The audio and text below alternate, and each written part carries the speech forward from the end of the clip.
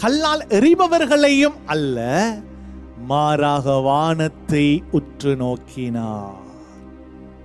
பிரியமான அன்பு சகோதரங்களே, சில நேரத்தில் உங்களுக்கு உங்களுடைய சூழ்நிலைகள் நீங்கள் விரும்புகிற விதத்தில் அகிலத்தை ஆள்பவரே, உம்மாலாகாதது எதுவும் இல்லை. எல் ஷடாய், எல் ஷடாய், சர்வ வல்ல தெய்வமே, வல்லமை தர வேண்டும், உம் வல்லமை தர வேண்டும், உம் வல்லமை தர வேண்டும்.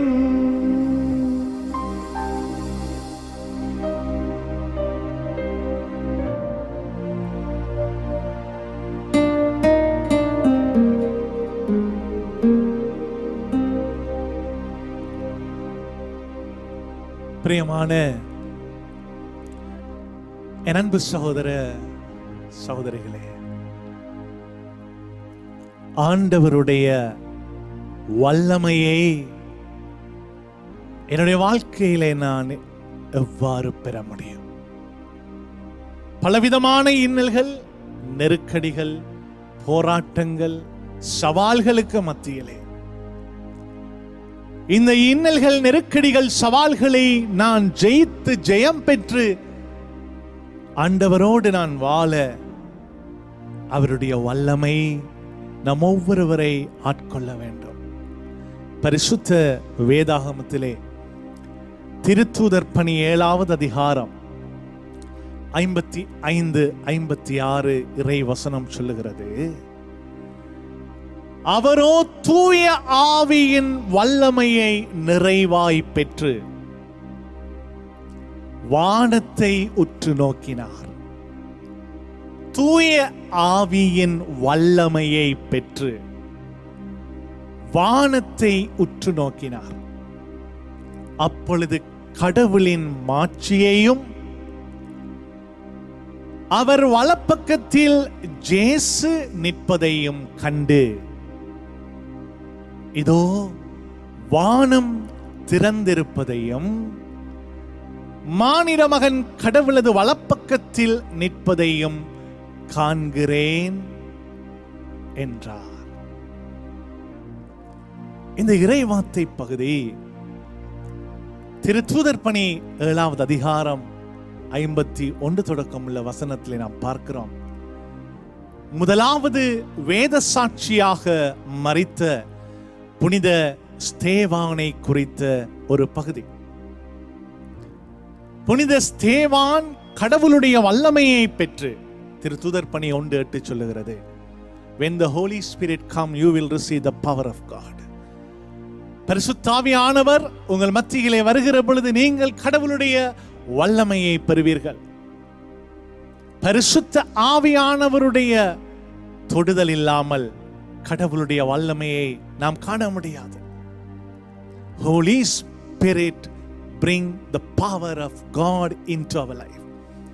பரிசுத்த ஆவியானவர் தான் கடவுளுடைய வல்லமையை நம்முடைய வாழ்க்கையிலே கொண்டு வருகிறார். இந்த வல்லமை என்னை அடிப்பவனை எதிர்த்து அடிப்பதற்கு அல்ல, என்னை காயப்படுத்தினவனை மீண்டும் காயப்படுத்த அல்ல, மாறாக இந்த வல்லமை எப்படிப்பட்டது என்று இந்த இறைவார்த்தை பகுதியிலே நாம் பார்க்கிறோம். முதலாவது வேத சாட்சியாய் மரித்த புனித ஸ்தேவான் ஆண்டவர் இயேசுவினுடைய நற்செய்திக்கு சான்று பகருகிற பொழுது அவரை கல்லால் அறிந்தார்கள். கல்லறை வாங்கிக் கொண்டு அவருடைய உயிர் கொஞ்சம் கொஞ்சமாக அந்த குற்றுயிர் தன்னை விட்டு பிரிந்து கொண்டிருக்கின்ற ஒரு சூழ்நிலை. அந்த கல்லறையை வாங்கிக் கொண்டு புனித ஸ்தேவான் சொல்லுகிறார், திமிர் பிடித்தவர்களே, இறை வார்த்தையை கேட்க மறுக்கும் செவியும் ஏற்க மறுக்கும் உள்ளமும் கொண்டவர்களாக உங்கள் மூதாதையர்களைப் போல நீங்கள் எப்பொழுதும் தூய ஆவியானவரை வெறுக்கிறீர்கள்.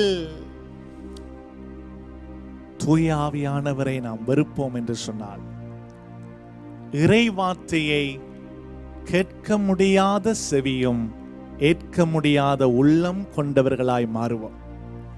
பரிசுத்த வேதாமத்திலே அதற்கு அழகான ஒரு பேருண்டு. எசேக்கியேல் 36:26 வசனம், கல்லான இதயம். எசேக்கியேல் 37:12, கல்லறைகள். உயிரோடு நாம் வாழ்ந்தும் கல்லறைகளை போன்ற கல்லான இதயத்தை கொண்டவர்களாக நாம் வாழ்வோம். ஆனா இந்த புனித ஸ்தேவானுடைய சாட்சிய வாழ்வை பாருங்கள். கல்லறை வாங்கி கொஞ்சம் கொஞ்சமாக தன் உயிரை தியாகம் செய்து கொண்டிருக்கின்ற பொழுது அவர் கல்லறையை அல்ல, கல்லால் எறிபவர்களையும் அல்ல, மாறாக வானத்தை உற்று நோக்கினார். பிரியமான அன்பு சகோதரங்களே, சில நேரத்தில் உங்களுக்கு உங்களுடைய சூழ்நிலைகள் நீங்கள் விரும்புகிற விதத்தில் இருக்காது. இன்னல்கள் நெருக்கடிகளோடு இருக்கும். ஆனால் அப்படிப்பட்ட சூழ்நிலைகளிலே நீங்கள் சூழ்நிலைகளை பார்க்காமல் நீங்கள் வானத்தை உற்று நோக்க வேண்டும். அதாவது கடவுளை காண வேண்டும். நீங்கள் விண்ணக தந்தையை நோக்க வேண்டும். ஆண்டவர் இயேசுவையும் அவருடைய கரத்தையும் அவருடைய செயலையும் அவருடைய வல்லமையை நாட வேண்டும். அதைத்தான் இந்த புனித ஸ்தேவான் சொன்னார். புனித ஸ்தேவானோ அவர் வானத்தை உற்று நோக்கினார், தூய ஆவியின் வல்லமையை பெற்றார். அப்பொழுது கடவுளுடைய மாட்சிமையை கண்டார். ஆண்டவர் இயேசு வலப்பக்கத்தில் நிற்பதை கண்டார். இந்த இறைவார்த்தை பகுதியிலே தான் நாம் பார்க்கிறோம். இயேசு வலப்பக்கத்தில் வீற்றிருப்பவர் அல்ல, மாறாக அவர் வலப்பக்கத்திலே எழுந்து நின்று புனித ஸ்தேவானை வரவேற்க ஆயத்தமாகிறார். கல்லறை முடியல, உயிர் பிரிய போகிற சூழ்நிலை. ஆனால் இந்த ஸ்தேவானுடைய செயல் ஆண்டவர் இயேசு 2000 ஆண்டுகளுக்கு முன்பதாக சிலுவையிலே அவர் காண்பித்த அந்த சாட்சிய வாழ்வு. தந்தையே, இவர்கள் அறியாமல் செய்கிறார்கள், இவர்களை மன்னியும். தந்தையே, உமது கையில் என் ஆவியை ஒப்படைக்கிறேன். இது இயேசு சிலுவையிலே செய்த செயல். இப்பொழுது இந்த திரு தூதர் பணி 7ஆம் அதிகாரம் 51 தொடக்கமுள்ள இறை வார்த்தையை நாம் தொடர்ந்து வாசித்து பார்த்தால் பார்ப்போம். புனித ஸ்தேவான் ஜெபிக்கிறார்.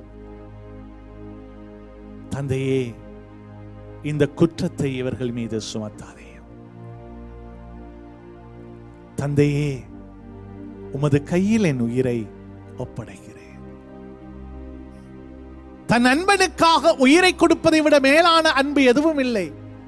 இயேசுவின் வெறும் வார்த்தைகள் அல்ல, அந்த வார்த்தை இயேசுவினுடைய மரணத்திலும் அது வாழ்வாய் மாறியது.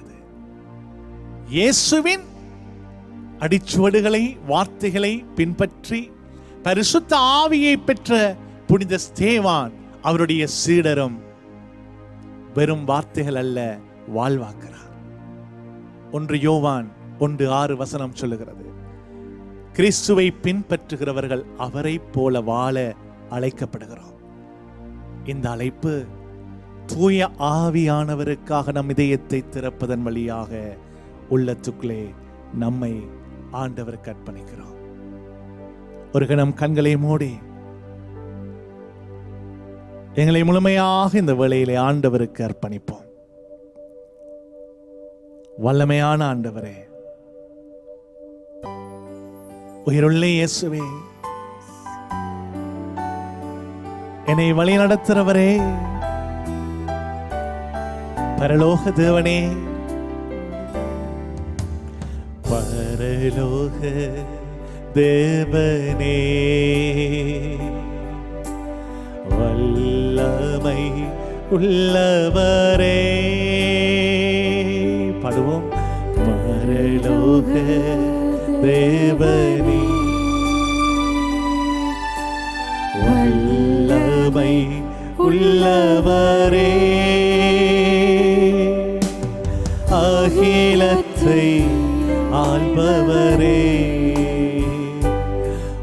உம்மாலாகாதது எதுவுமில்லை.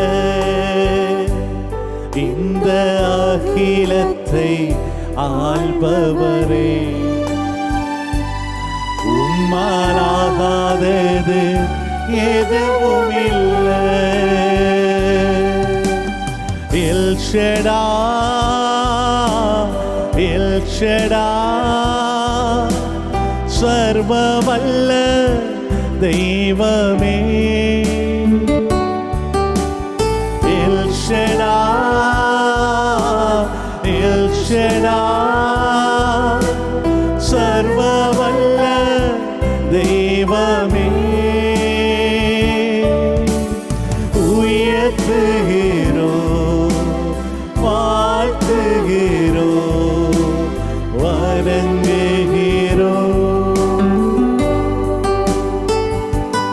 உம்மை உயர்த்துகிறோம், வாழ்த்துகிறோம், வணங்குகிறோம்.